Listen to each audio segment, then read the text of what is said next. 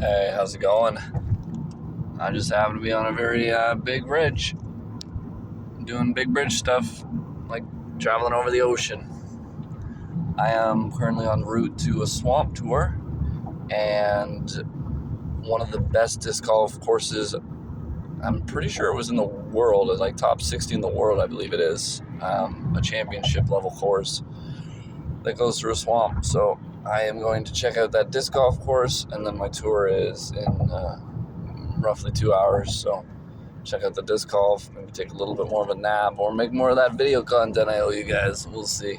But anyway, I couldn't get down on the right side of this.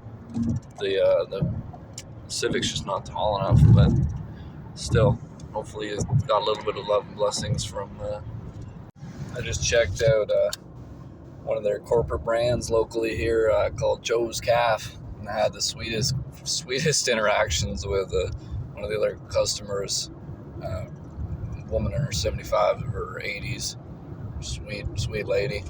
We were having a real good laugh, all things politics and humor, and and the interaction I had with the server too. She was super sweet and loving, and calling me sweetie and all that. The second I got in there, and by the time I left, as I'm leaving the restaurant, literally, I love you, I love you, I love you, I love you, between me, the server, and this other woman I was talking to. Because this server, she was like, the second I got in there, she was, oh sweetie, like anything you need, and it felt very real and authentic, and that customer service goes a long way.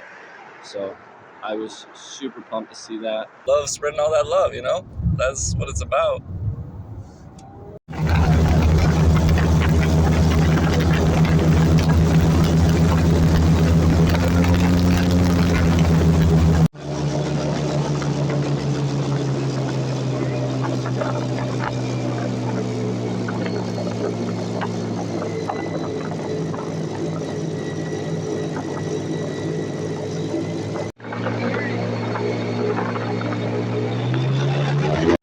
Mud, it's in the 60s, so they bury down in the mud. Sun's out, some of them will come out sunny. But what you see right there, that is a female. She has 40 teeth on the top, 40 on the bottom. If she loses a tooth, another tooth comes in its place. And if they lose it again, it'll come back again and again and again and again, like a shark. Their teeth continue coming back until they die.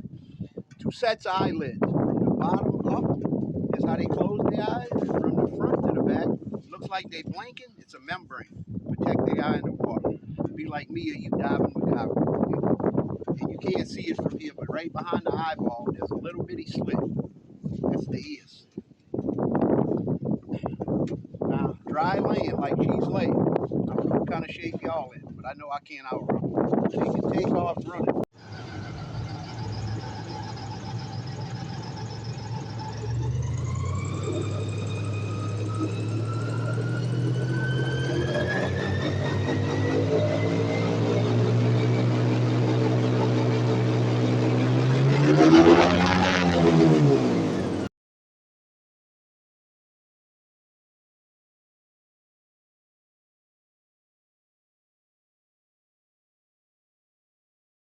Might as well use the same backdrop because trains, right? Like trains are awesome, and I'll have pictures of this anyway. So after I wake up from my little nap, the main thing I wanted to do in Louisiana was take one of these alligator pontoon tours, and it was awesome. Very much what I didn't know to expect. We saw at least 10 alligators. One of them was fairly large, like 8 or 9 feet, if I had to guess. Maybe it was only 7.5. It's hard to tell from a distance when you're just so excited. But then we saw a giant bald eagle. Oh, he's sticking around. Yeah, leaving, he's hungry. Excuse me. Bless you. No, he's ready. You might have something on the ground too, right? Yeah. Eagle. We saw a flamingo-looking heron thing. We saw a few white heron. We saw a few blue heron. We saw these weird invasive species. I forget what they're called. They're like big fat beavers with like rat tails.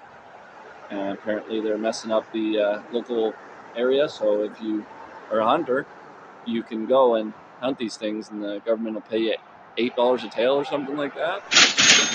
And so apparently you can kill 50 to 100 a day or a night and make a little bit of money. So that's an interesting opportunity. Apparently these things are eaten at the coastline, which is causing erosion because of the way that they eat the roots of the soil.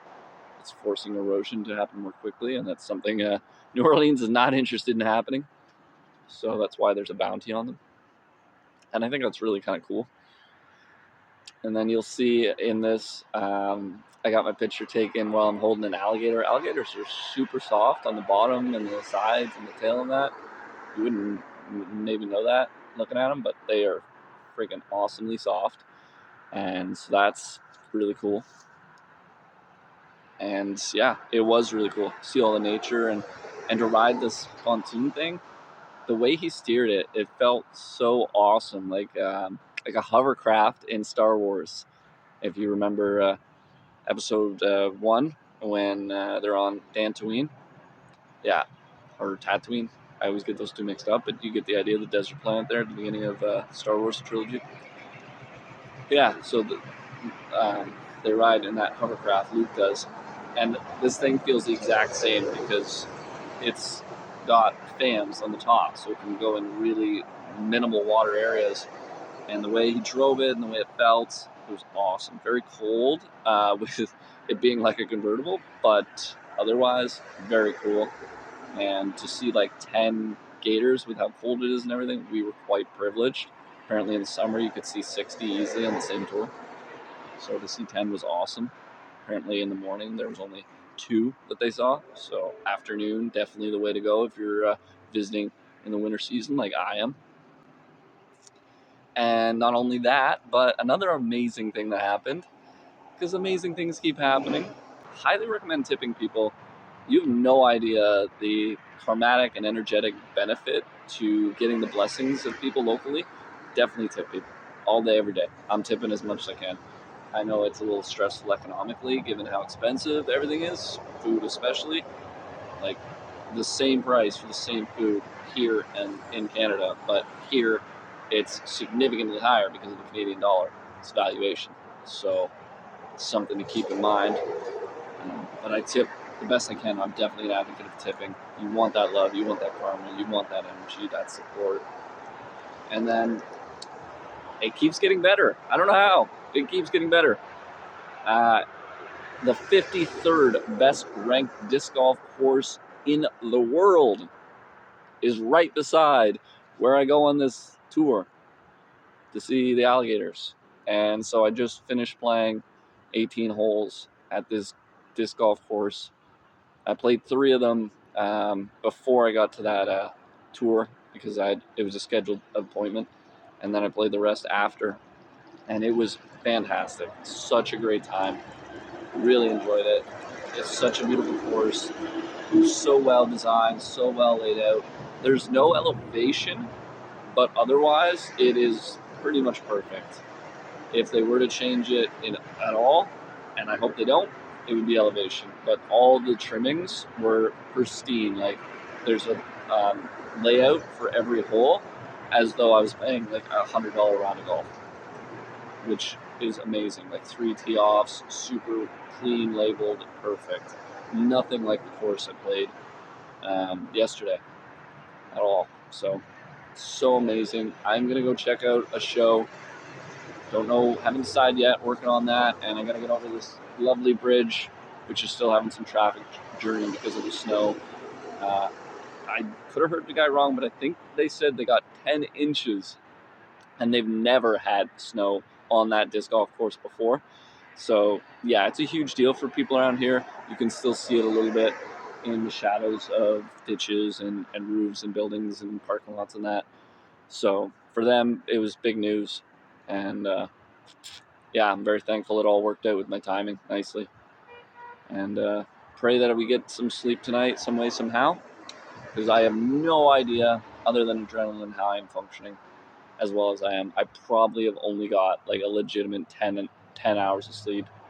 Or no, let's call it including the meditations, let's call it like 12 or 13 hours of sleep in like 5 days. So, I don't know. I have an emergency coffee on standby in my car if I'm driving and it starts to get sketchy. But otherwise, I'll rest when I can, and I will continue to journey where I can when I can. Can't wait to see this next show. Thank you so much for joining me. So much love and support. Love all the messages. Love the communication. Love being here with you guys. I hope you feel every bit a part of this journey as I am. So we are all one, and my heart is yours. Thank you. Bye for now.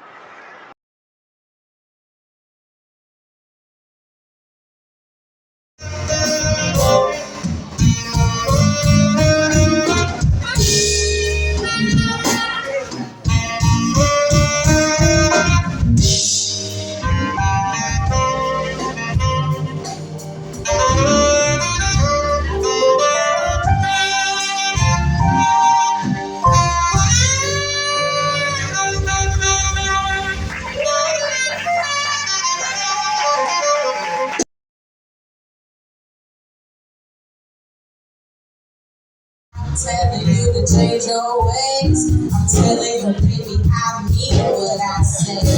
Last time telling you to stop that job, or you gon' find yourself outside. Oh, baby, what you gonna do? I'm sick and tired of going around with you. Right out in my feet. Saturday morning, whoa, Saturday morning, all my time will go away. God, my boy, in my heart, in a mile on his feet to play. Sunday morning, my heat is big. For the break, for the time that I get.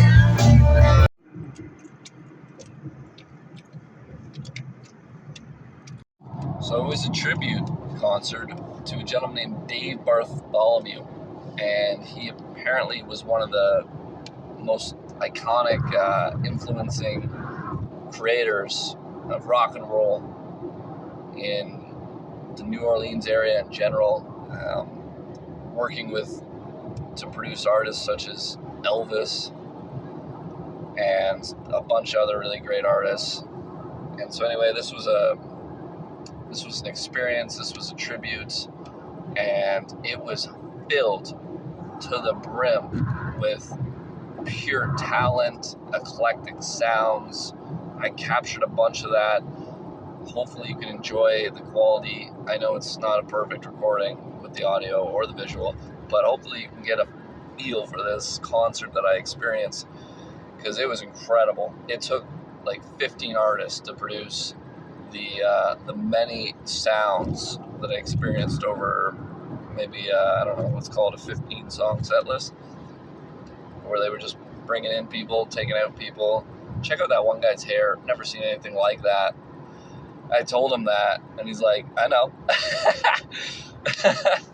It was really interesting.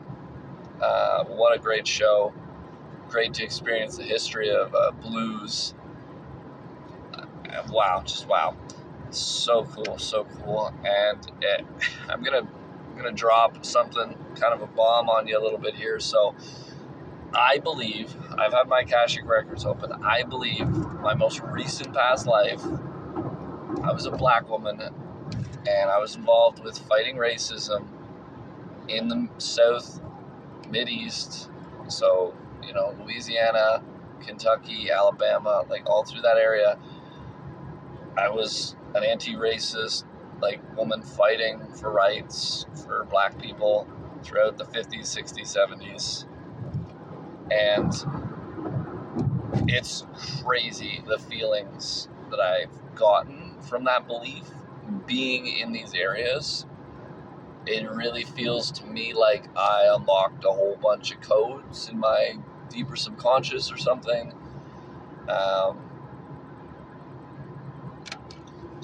So completely unbelievable feeling.